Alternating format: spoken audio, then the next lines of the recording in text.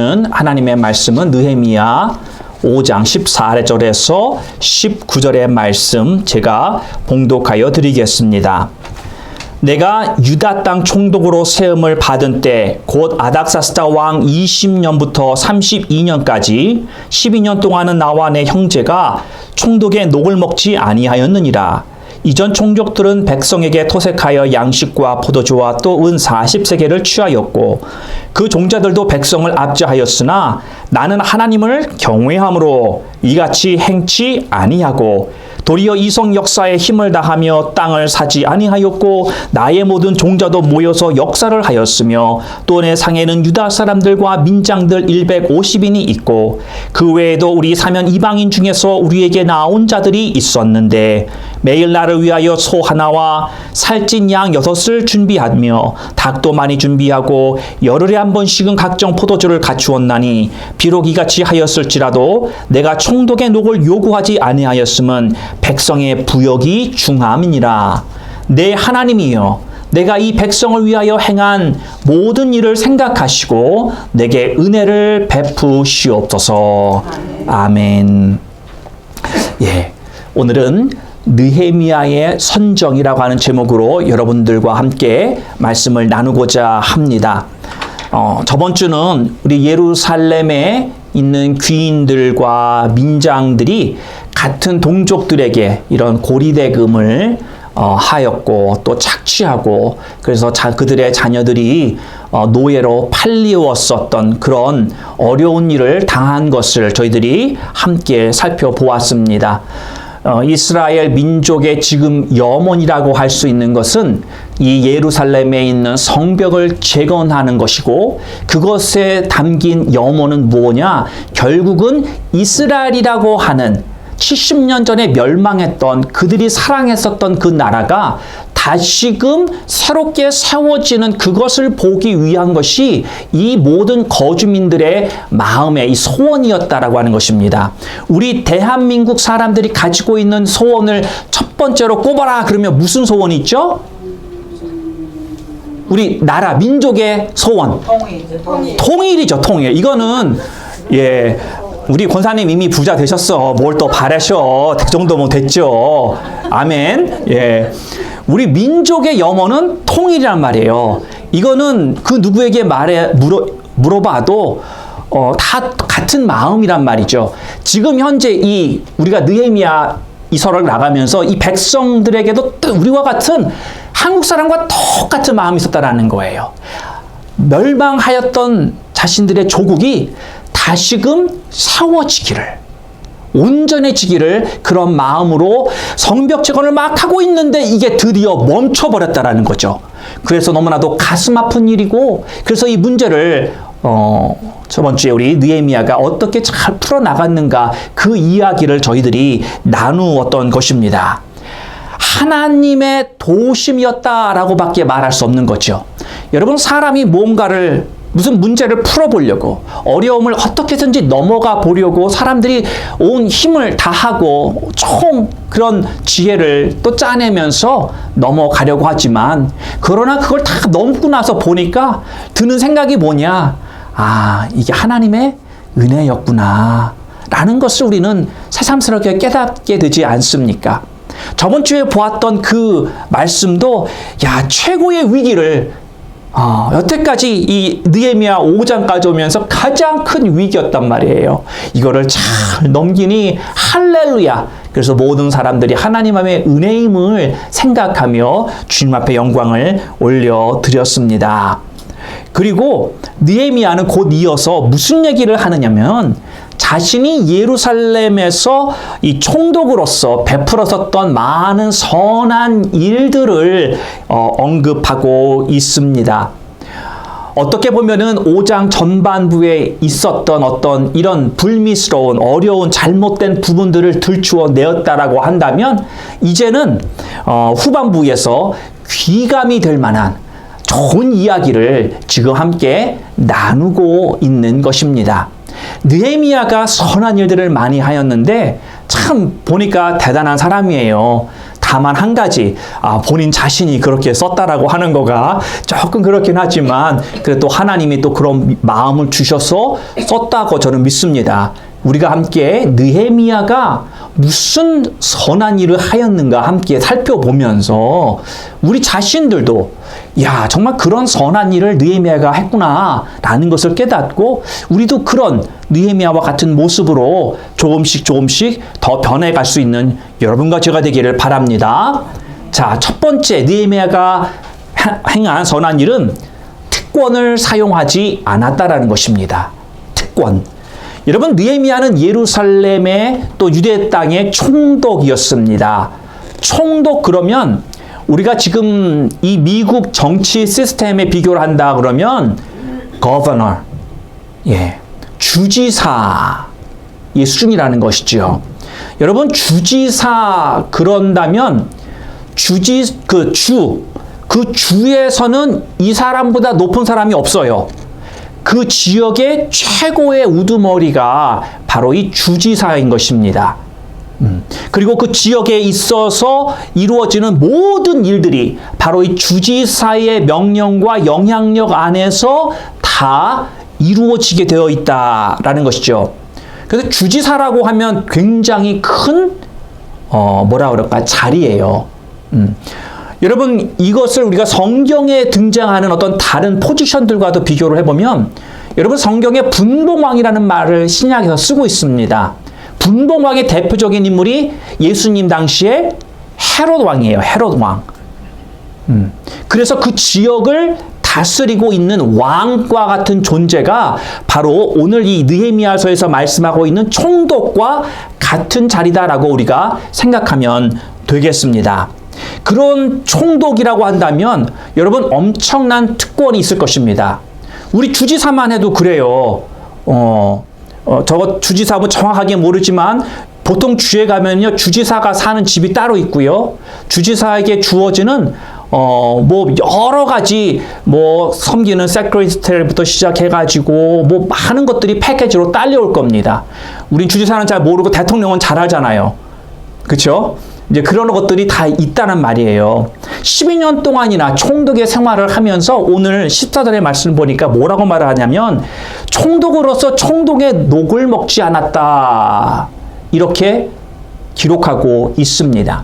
여기에서 총독의 녹을 먹지 않았다라고 하는 그 녹이라고 하는 단어를 살펴보면 뭐냐면 food allowance예요.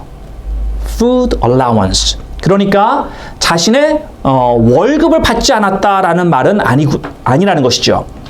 여러분, 총독으로서 주어지는 활동비가 책정되어 있었지만 본인은 그런 활동비를 전혀 쓰지 않았다라는 말씀입니다. 여러분, 총독으로서 일을 하다 보면은 정부 관계처의 사람들과 미팅이 있고요. 또는 어떤 찾아오는 그런 방문자들도 많이 있을 것입니다.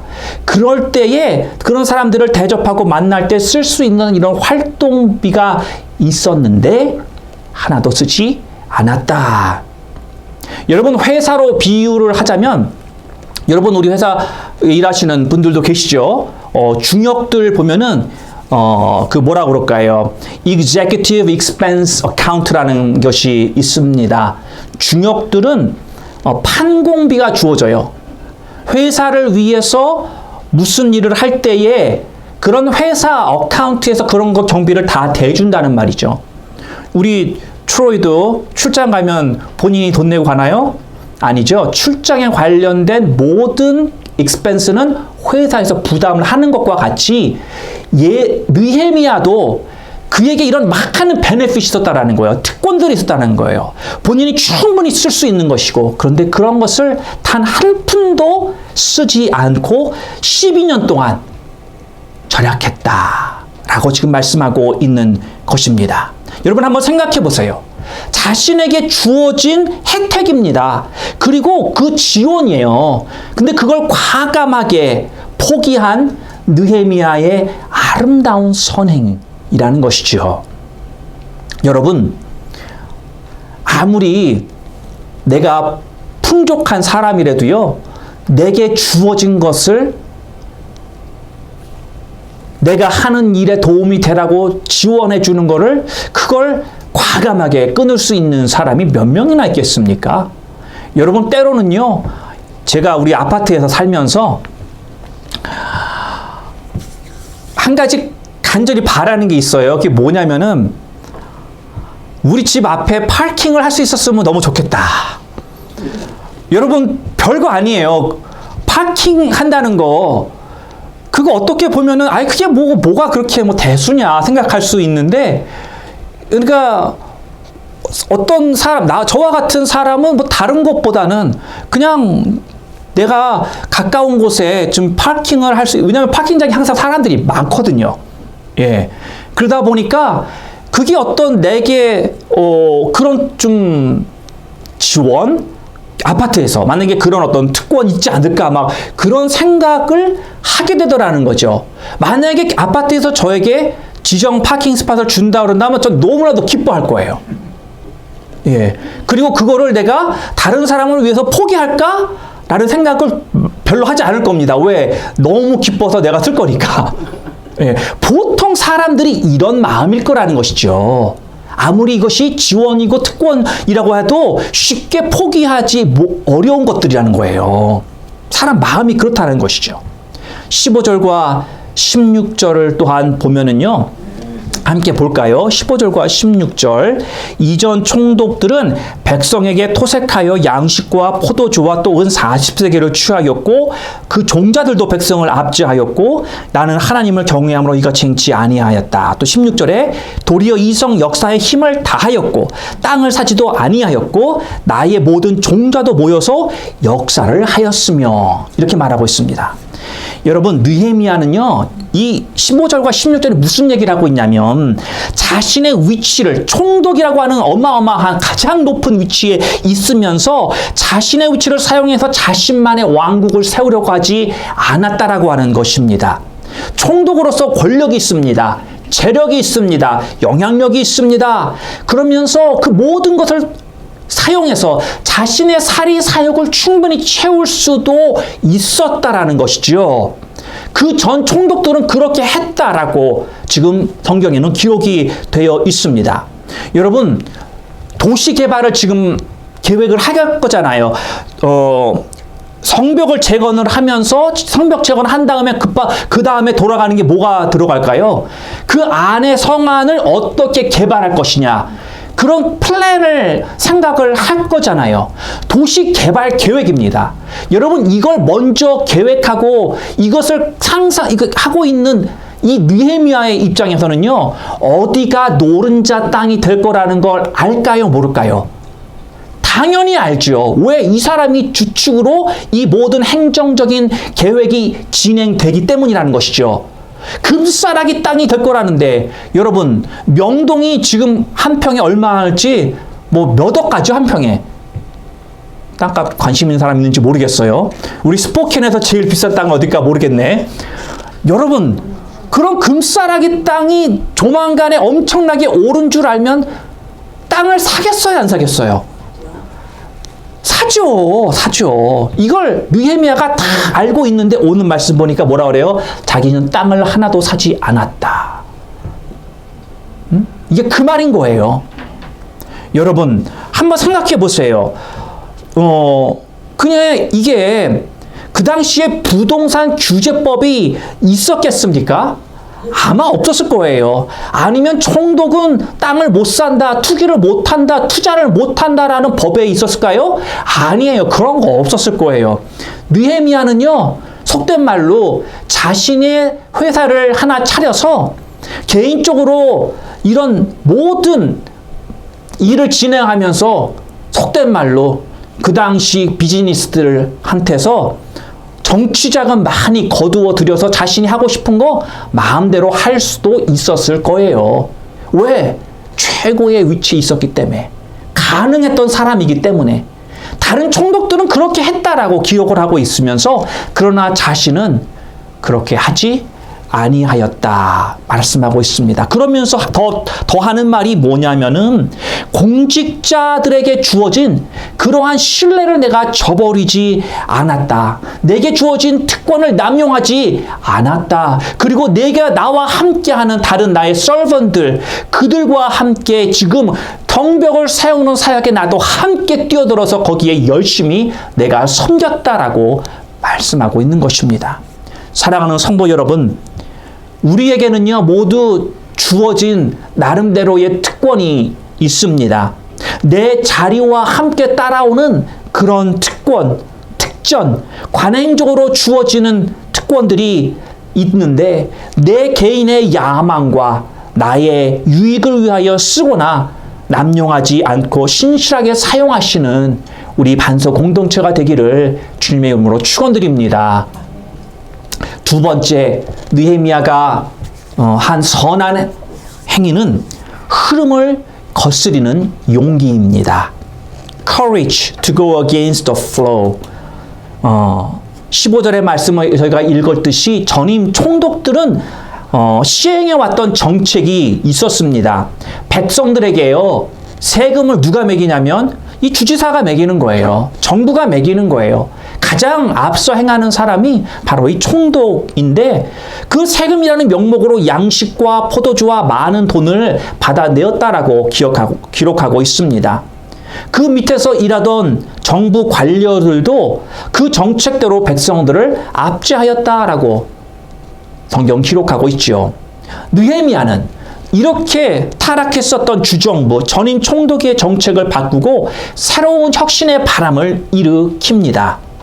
보통의 사람들은 변화를 원하지만 그런데 깊은 마음 살펴보면요, 마음은 원하는 것 같은데 실질적으로 변화를 일으키려고 하면 변화의 부담감을 가지고 있다라고 하는 것이죠. 왜냐하면 그 변화가 생길 때 나에게도 변화가 올 텐데 내가 예전에 누렸었던 나의 편안함, 내가 예전에 누렸었던 이런 어떤 그런 좋은 것들이 더 이상 나에게 오지 않을 수도 있다라는 것을 깨닫는 거죠. 그래서 말로는 변화를 원한다고 하지만 그러나 실질적으로 바꾸십시오라고 했을 때 거기에 대해서 레지스턴스가 일어난다는 것이죠. 그래서 무슨 생각을 가지냐? 변화라는 거 좋지요. 그러나 당장은 말고 나중이라고 하는 생각을 많이 갖고 있다라는 것입니다. 이제까지 해왔던 그런 방식대로 계속해서 유지되기를 바라는 그런 마음이 밤 한켠에 있다라는 것입니다. 여러분, 이게 우리의 마음속에 있는 어떤 두려움도 한몫하고 있는 거예요. 우리가 이제까지 해왔던 방식이니까 바꾸지 말자고, 바꿔서 괜히 다른 사람한테 힘들게 하지 말고 괜히 더 일을 어렵게 만들지 말라고 하는 그런 압력과 저항이 있었지만 느헤미야는 과감하게 이러한 것들을 이겨내었다라고 오늘 성경은 말씀하고 있습니다. 굳어져 있었던 관료들의 흐름의 방향을 과감하게 바꾸었었던 느헤미야. 여러분, 아라비아를 가면은요, 오만가라라고 하는 조그마한 물고기가 산다고 합니다. 아라비아에 물고기가 산다고 하니까 여러분 생각에 목사님, 아라비아가 사막인데 무슨 물이 있어서 물고기가 살겠습니까? 커다란 강은 없지만 오아시스들은, 케이브들은, 언더그라운드 워터는 그래도 있어요. 사막 지역에도. 거기에 사는 작은 물고기예요. 이 오만가라라고 하는 물고기는 자그마한 시냇물이 흐르는데요, 그 조그마한 몸을 가지고 그 시냇물을 역류하며 올라간다라고 합니다. 보통 물고기들은요, 물을 따라 흘러서 살죠. 아니면 한 곳에 이렇게 정착되어 사는데 이 오만가라는 물이 위에서부터 내려온 밑에서부터 호로록 올라간다라는 거예요. 그런데 어떻게 올라가냐면 입이 있죠. 물고기 입이. 이 입을 벌려서 조금 올라가서 입으로 탁 붙는데요. 바위가 되었던 조그마한 돌이 되었던 입으로 탁 붙어 있다가 또 또 힘을 내서 쪼르르 올라가서 입으로 또 탁 붓고 그런 식으로 시냇물을 올라간다라는 것입니다. 이 물고기가 시냇물을 역류할 때요. 물이 흐르는 가장 가운데로는 가면 안 됩니다. 왜냐하면 흐름이 너무 세서 물고기가 휩쓸려 내려갈 수 있기 때문이죠. 그렇다고 물고기가 물 바깥으로 나갈 수는 없죠. 그러니까 물가, 간신히 물이 있어서 숨은 쉴 수 있고 물을 통해서. 그렇지만 또 자기의 입술로 딱 입으로 한 번씩 잡고 또 올라가서 또 한 번 잡고 그러나 중간으로 가지 않고 그렇게 어떤 면에서 한 발자국 한 발자국 그렇게 흐르는 물을 역류해서 올라간 물고기라고 합니다. 사랑하는 성도 여러분, 느헤미야가 잘못된 정책이라면 과감하게 바꾸었듯이 그것도 우리 바꿀 수 있는 용기가 필요한 것입니다. 흐름을 거스리는 용기, 담대함 가운데서 나아가서 정말 이런 물고기와 같이 우리도 그런 흐름을 이겨내고 하나님이 원하신다면, 하나님의 뜻이라면 그런 것을 이겨내고 나아갈 수 있는 여러분과 제가 되기를 주님의 이름으로 축원드립니다.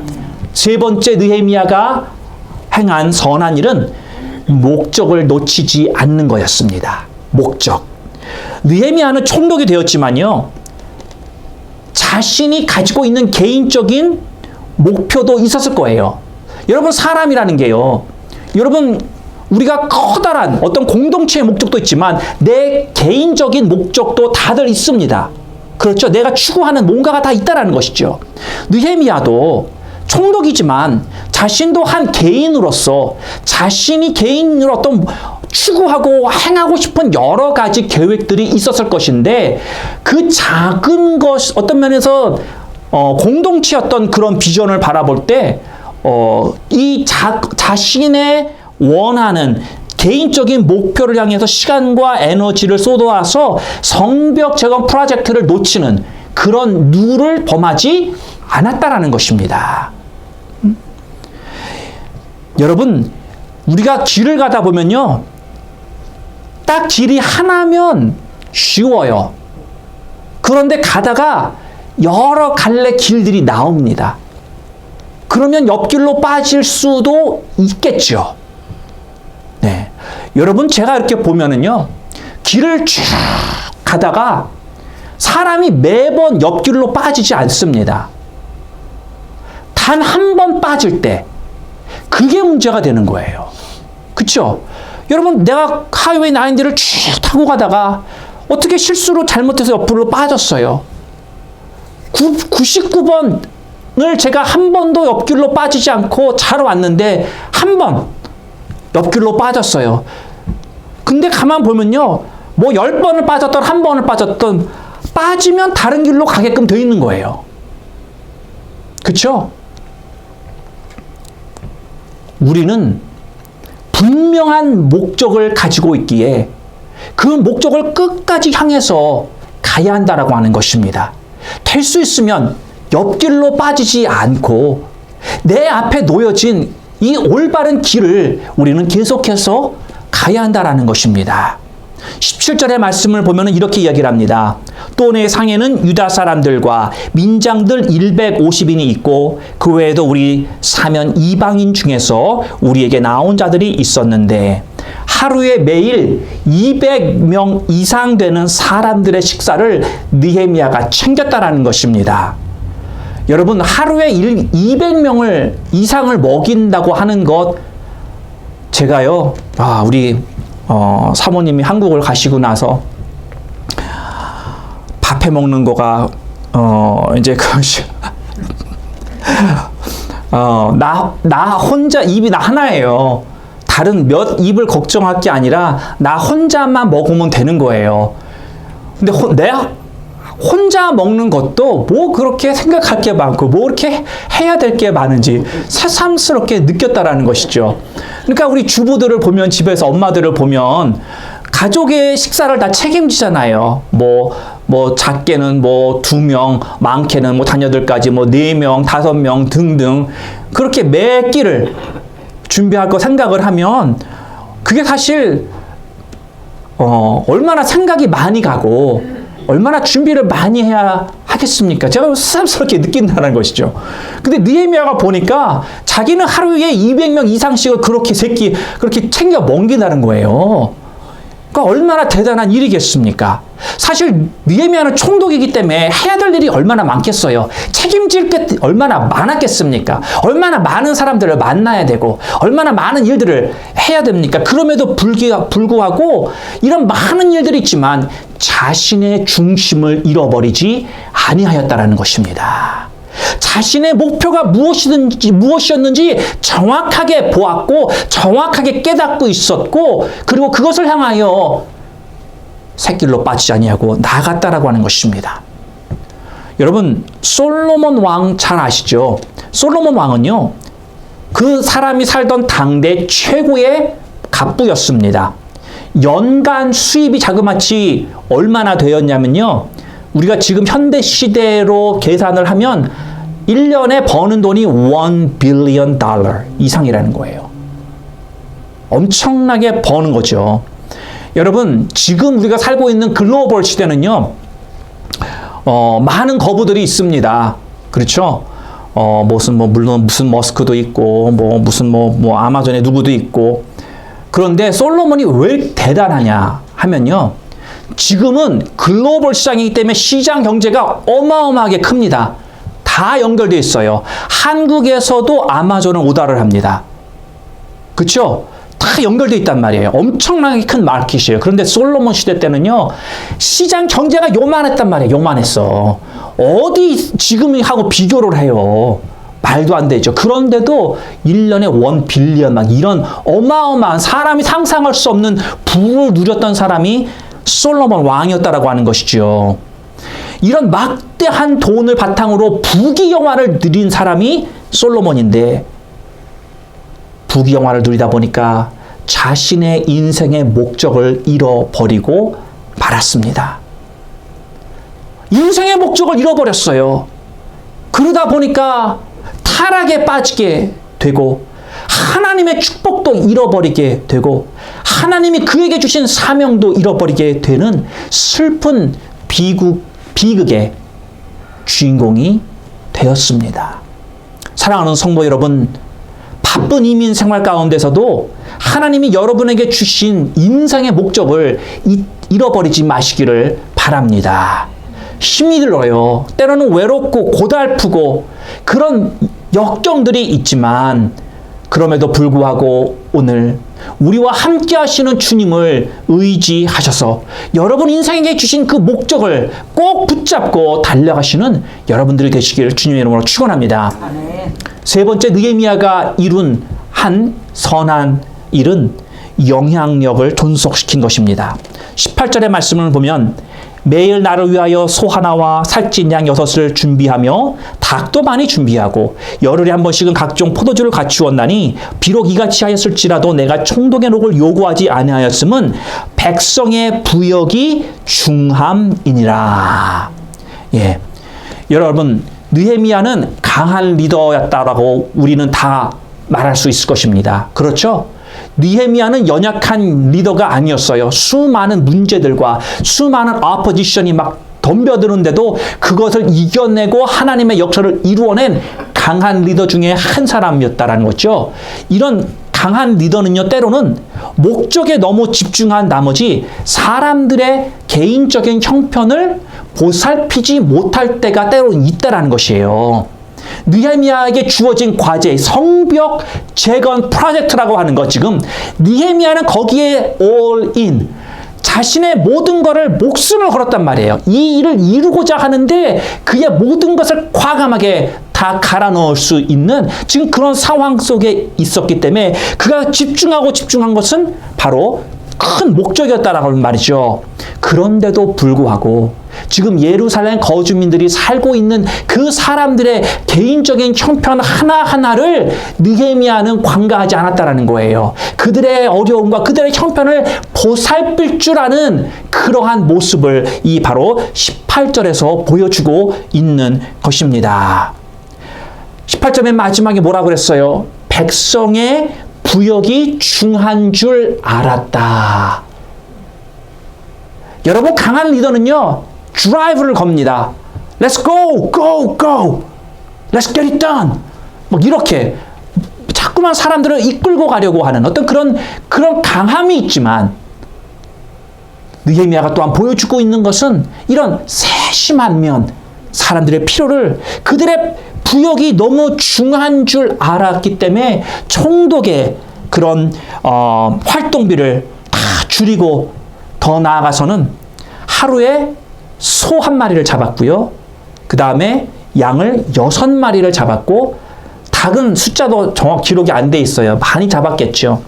그리고 열흘에 한 번씩 각종 포도주를 준비했다라는 거예요. 이걸 준비한 게 느헤미야가 자신의 돈을 들여서 준비했다라는 것입니다. 혼자 먹으려고 이렇게 많이 했겠어요? 혼자 먹지도 못해요. 어떻게 혼자 소 1마리 먹습니까, 하루에? 네. 왜 권사님 가능하실 것 같아? 묻으셨어? 네.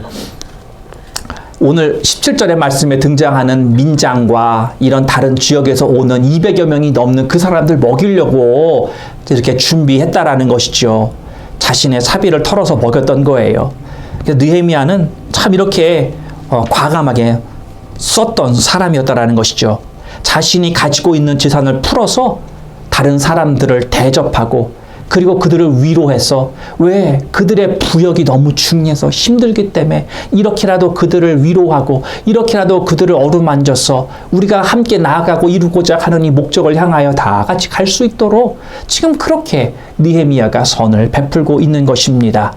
사랑하는 성도 여러분, 우리가 교회에서 가장 중요한 것이 관계입니다. 첫 번째로는 하나님과의 관계요, 그 다음은 우리 성도들의 관계인 것입니다.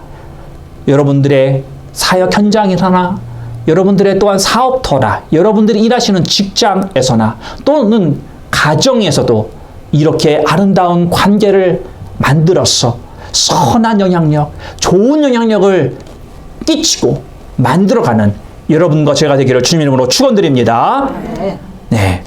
자, 그러면 느헤미야가 이렇게 4가지 선한 행실을 성경을 통해서 보여주었습니다. 그러면 우리가 오늘 이 시간에 던지고 싶은 질문이 뭐냐면, 무엇으로 하여금 느헤미야가 이렇게 선한 일을 행하며 살게끔 만든 원동력이 무엇이었느냐? 느헤미야가 이렇게 할 수 있었던 이유가 무엇이었느냐? 오늘 2가지를 여러분들과 함께 나누고 말씀을 마치려고 합니다. 첫 번째 이유는 15절에 기록이 되어 있습니다. 중간을 넘어서 보면은요, 15절 후반에 나는 하나님을 경외함으로 이같이 행치 아니하고, 이렇게 말하고 있습니다. 느헤미야가 이렇게 선정을 베풀 수 있었던 이유는 하나님을 경외하였기 때문이다라고 하는 것입니다. 자신의 양심에 어긋나게 백성의 부역이 중요한 줄 알면서 자신의 특권만을 행사하려고 하지 않았다라고 하는 것입니다. 개인의 부귀와 영단을 추구하지 않은 것은 바로 그 마음 가운데 하나님을 두려워하는 마음이 있었기 때문이다라는 것이에요. 다른 무엇보다도 하나님의 관계가 느헤미야에게는 중요하다라는 것이죠.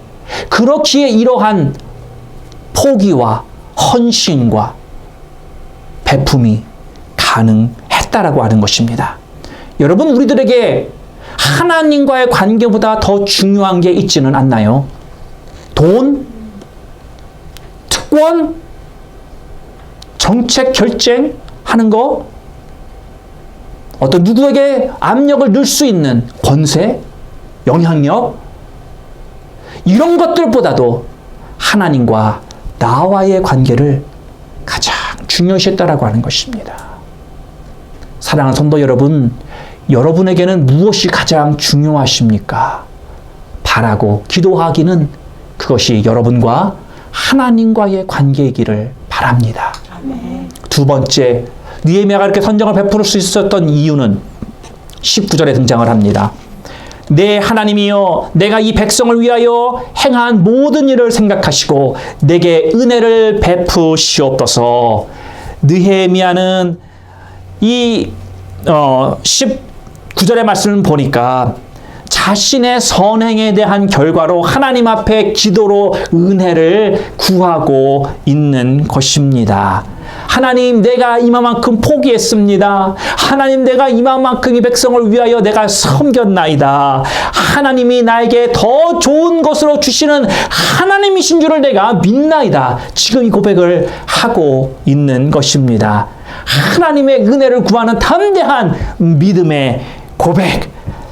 사랑하는 성도 여러분, 느헤미야는 하나님께 상급만을 구하는 것이 아니라 자신의 행동에 대해서 하나님, 내가 잘하든 잘못하든 하나님, 나의 삶 가운데 내가 하나님을 초대합니다. 내 삶에 들어오셔서 합당하게 갚아주시는 그 하나님으로 내가 살기를 원합니다.